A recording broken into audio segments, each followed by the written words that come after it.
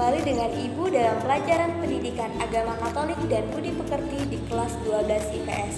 Materi kali ini kita akan membahas tentang perkawinan campur. Ibu harap kalian bisa belajar dengan baik dan tetap semangat. Jangan lupa jaga kesehatan dan semoga Tuhan memberkati.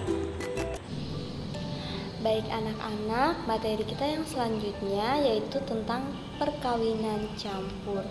Nah, setelah perkawinan campur, kita juga akan membahas tentang keluarga berencana ya. Jadi, di dalam sebuah perkawinan, suami istri bersama-sama berupaya untuk mewujudkan persekutuan hidup dan cinta kasih di dalam semua aspek dan dimensinya ya. Gereja juga menghendaki agar umatnya memilih pasangan yang seiman, mengingat bahwa iman sangat berpengaruh terhadap kesatuan lahir batin suami istri, pendidikan anak, dan juga kesejahteraan keluarga. Selanjutnya kita akan melihat pengertian kawin campur. Ada dua jenis kawin campur, yaitu perkawinan campur beda agama dan juga perkawinan campur beda gereja. Yang pertama, perkawinan campur beda gereja, yaitu seorang yang dibaptis Katolik menikah dengan seorang yang dibaptis non-Katolik. Perkawinan ini membutuhkan izin ya, misalnya antara Katolik dan Kristen Protestan karena semuanya sama-sama dibaptis ya. Selanjutnya, pengertian perkawinan campur beda agama, yaitu seorang yang dibaptis Katolik menikah dengan seorang yang tidak dibaptis. Untuk sahnya perkawinan ini dibutuhkan dispensasi, misalnya antara agama Katolik dengan Islam dan juga dengan Hindu, Buddha, dan lain sebagainya. Kemudian yang selanjutnya, latar belakang kawin campur. Ada beberapa penyebab terjadinya perkawinan campur ya. Antara lain yang pertama itu karena jumlah umat Katolik yang terbatas pada suatu tempat membuat muda-mudi Katolik sulit bertemu dengan teman seiman ya, karena jumlahnya terbatas. Jadi seringkali muda-mudi Katolik ini sulit bertemu dengan orang yang seiman. Nah, pertemuan terus-menerus dengan muda-mudi yang berbeda iman pasti bisa menimbulkan rasa suka ya antara satu dengan yang lainnya. Jika sudah saling jatuh cinta, jalan menuju perkawinan tentu sangat terbuka lebar ya. Jadi ini yang menyebabkan terjadinya perkawinan campur ya. Yang selanjutnya, perkembangan usia ya, terutama untuk kaum wanita. Dalam arti jika usia sudah beranjak tua, simpati dan lamaran dari mana saja akan lebih gampang diterima. Tentunya tanpa mempertimbangkan dengan jelas latar belakang imannya. Ini sering terjadi pada perempuan ya. Jadi kalau sudah lanjut usia, sudah semakin tua, perempuan tentunya kalau tidak menikah ia dianggap tidak laku ya. Jadi untuk menanggapi hal itu tentunya perempuan akan menerima lamaran dari mana saja ya, tanpa mempertimbangkan dengan jelas latar belakang imannya. Selanjutnya, seorang yang mempunyai karakter atau status sosial dan jaminan sosial ekonomi yang lebih baik akan lebih gampang diterima dan pertimbangan dari segi iman tidak lagi dominan ya. Nah, misalnya saja orang yang melamar itu dia mempunyai pekerjaan yang mapan, misalnya seorang pengusaha, kemudian kehidupannya sukses dan sebagainya. Pasti kalau seseorang seperti itu melamar kita, pasti kita akan terima ya, tanpa mempertimbangkan dari segi iman. Yang penting dari segi kehidupan ia mapan. Selanjutnya, pergaulan sudah sampai pada situasi yang terlalu jauh, seperti sudah terlanjur hamil dahulu, maka harus berlanjut ke jenjang perkawinan walaupun berbeda iman dan agama ya. Nah, hal ini sering terjadi pada muda-mudi di zaman sekarang ya, karena ia berpacaran dengan orang yang beda iman ataupun beda agamanya, sehingga terjadi misalnya seperti kehamilan dan sebagainya. Tentunya harus segera dinikahkan ya, walaupun berbeda iman dan berbeda agama. Kemudian yang selanjutnya, latar belakang tersebut merupakan kondisi yang membuat orang Katolik tidak mampu lagi memegang prinsip berdasarkan pemahaman dan penghayatan tentang hakikat pernikahan Katolik.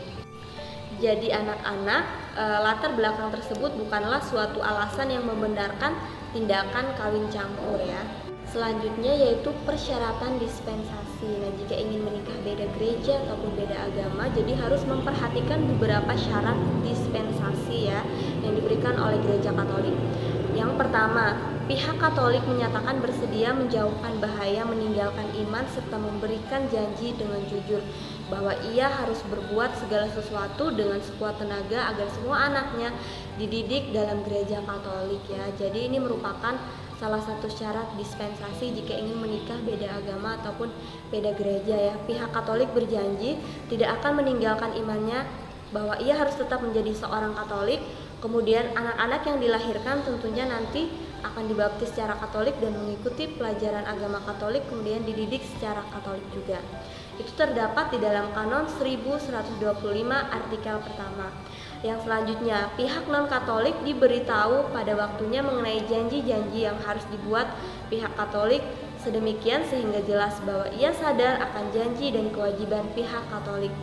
Hal ini juga terdapat di dalam Kanon 1125 artikel yang kedua. Selanjutnya, kedua pihak hendaknya diberikan penjelasan mengenai tujuan-tujuan serta sifat-sifat hakiki perkawinan yang tidak boleh dikecualikan oleh seorang pun dari keduanya. Hal ini terdapat di dalam Kanon 1125 artikel yang ketiga. Karena kita tahu tujuan perkawinan Katolik itu apa, kemudian sifatnya itu yaitu monogam dan tidak terceraikan. Jadi kalau sudah menikah secara Katolik, walaupun berbeda gereja, beda agama, itu tidak boleh cerai ya, dan tidak boleh diceraikan kecuali maut yang memisahkan. Nah, janji ini acap kali menjadi salah satu permasalahan ya. Oleh karena itu sangat dianjurkan untuk dibereskan terlebih dahulu sehingga bisa diantisipasi. Selanjutnya yaitu tentang program keluarga berencana atau KB ya. Nah, program KB awalnya diarahkan untuk membatasi jumlah keturunan. Hal ini didasarkan pada alasan sosial dan ekonomi ya. Dengan mengendalikan jumlah keturunan, maka kesejahteraan hidup keluarga akan meningkat. Implikasi dari program tersebut akan berkaitan erat dengan aktivitas seksual suami dan istri. Baik anak-anak, untuk memahami program ini berikut akan kita bahas ya tentang metode KB, baik itu secara alamiah maupun dengan buatan serta anjuran gereja dan dalam kaitannya dengan moralitas seksual. Yang pertama, kita langsung saja ke metode alamiah. Gereja menganjurkan pengaturan kelahiran yang alamiah jika pasangan suami istri memiliki alasan yang kuat untuk membatasi kelahiran anak. Pengaturan KB secara alamiah ini dilakukan dengan cara pantang berkala. Hal ini sesuai dengan pengajaran Alkitab di dalam kitab suci, terutama dalam surat Rasul Paulus kepada jemaat di Korintus bab 7 ayat 5 dan seterusnya. Nah, dengan menerapkan metode KB secara alamiah ini, pasangan suami istri diharapkan dapat lebih saling mengasihi dan memperhatikan. Nah, pantang berkala pada masa subur istri dapat diisi dengan mewujudkan kasih dengan cara yang lebih sederhana dan bervariasi. Suami jadi lebih mengenal istri dan juga peduli terhadap kesehatan istri.